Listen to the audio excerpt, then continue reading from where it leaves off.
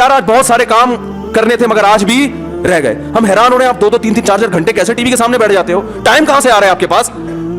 इतना टाइम होना इसकी अलामत है आपका दुनिया में कोई विजन है ही नहीं। जिसका कोई हदफ होता है उसके पास इतना टाइम नहीं होता। तो ये जो ड्रामों फिल्मों में टाइम जाया किया जा रहा है ना, खुदा की कसम मौत के वक्त हसरत का सबब बनेगा। मौत के वक्त अल्लाह ने जिंदगी सिर्फ एक दफा दी है। कुरान के अल्फाज देखो कि मौत के वक्त अगर तुम सारी दुनिया की सारी दौलत खर्च करके भी टाइम वापस लेना चाहोगे ना, ला यस्तखिरून साअतन वला यस्तक़दिमून, अल्लाह फरमाते हैं 1 मिनट तो दूर की बात, 1 मिनट के 1 करोड़ हिस्से कर लो ना, वो भी नहीं मिलेगा। अभी बहुत टाइम दिया अल्लाह ने, अभी बहुत टाइम दिया है। चाहो तो ड्रामों में जाया कर दो, फिल्मों में जाया कर दो, सारा दिन टीवी के सामने बैठ के क्रिकेट के मैच देख के तालियां बजाते रहो, फलाने ये छक्का मारा, फलाने चौका मारा।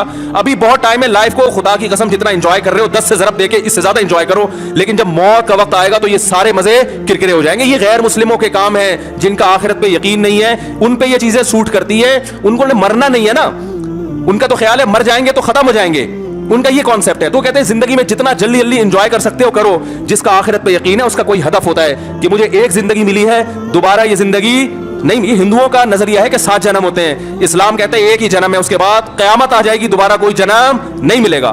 तो अपने वक्तों को बर्बाद मत करें, एंजॉय करें, ऐसी चीजों को एंजॉय करें जिससे मुआशरे में तरक्की होती है। ओ भाई जॉगिंग कर लिया करो, स्विमिंग कर लिया करो, फुटबॉल खेल लिया करो, थोड़ा सा वर्जिश हो जाएगी, कोलेस्ट्रॉल कम हो जाएगा, फायदा भी होगा, एंजॉय भी होगा।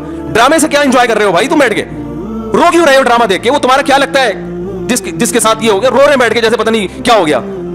देखो इंसान के जो आसाब है ना, आसाब, इनमें अल्लाह ने महदूद सलाहियतें दी हैं। मैंने एक अंग्रेज नफ्सियाती डॉक्टर था, उसकी एक तहरीर खुद पढ़ी थी। काश मैं उसको महफूज कर लेता तो आपको आज मैं वो तहरीर दिखाता।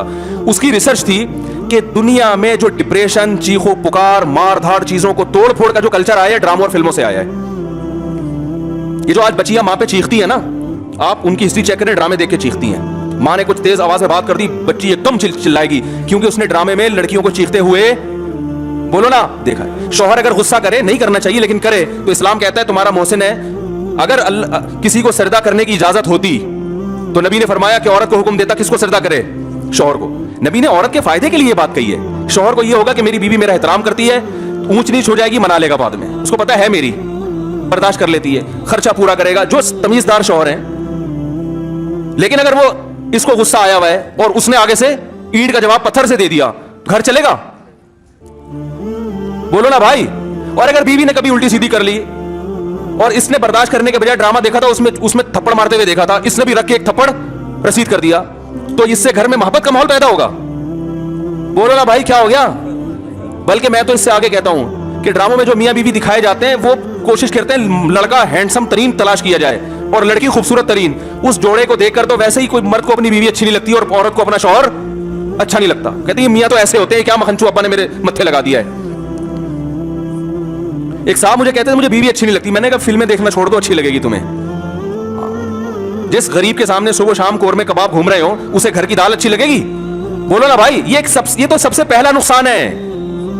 तो यही उन लोगों के काम है जिनका आखिरत पे यकीन नहीं है। इनसे हमारा घर तबाह। ड्रामे वालों का विजन ये नहीं होता कि घरों के माहौल को अच्छा करना है। ड्रामे का विजन ये होता है कि पैसा कमाना है। हर वो चीज जो मार्केट में चलेगी उससे पैसा आएगा। तो मार्केट में नेगेटिव चीजें ज्यादा चलती हैं। मेरे क्लिप में देखो, मैंने यूट्यूबर्स को अभी कुछ कंट्रोल किया है। पूरे बयान माँ बाप के हुकूक पर, बीवी बच्चों के हुकूक पर चल रहा है, अल्लाह उसके रसूल के हुकूक पर। दरमियान में एक लतीफा आ गया, लतीफा सबसे ज्यादा हिट होता है।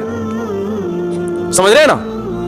तो लोगों को तो एंटरटेनमेंट चाहिए, वो मुस्बत चीजें कम चलती हैं। तो अगर देखो एक तैयब उर्दुगान है ना, तुर्की का सदर, मैं ड्रामों को जायज नहीं कहता लेकिन उसने भी ड्रामे बनाए।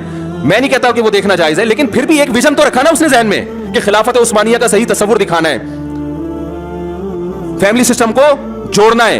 अभी तैयब उर्दुगान की एक स्पीच हमने सुनी, उसने कहा कि अपनी कौम को तरगीब दे रहे कम उम्री में शादियां करो। क्या तरगीब दे रहे अपनी कौम को? कम उम्री में शादियां करो। हमने अपनी नस्ल को बढ़ाना है। तुर्की को अफरादी कुव्वत चाहिए। जब नस्ल बढ़ेगी तो हमें फौज में जवान ज्यादा मिलेंगे, हमें साइंसदान ज्यादा मिलेंगे, हमें ताजिर ज्यादा मिलेंगे, तुर्की मजबूत होगा। एक विजन होगा तो वो ऐसी तकरीर करेगा।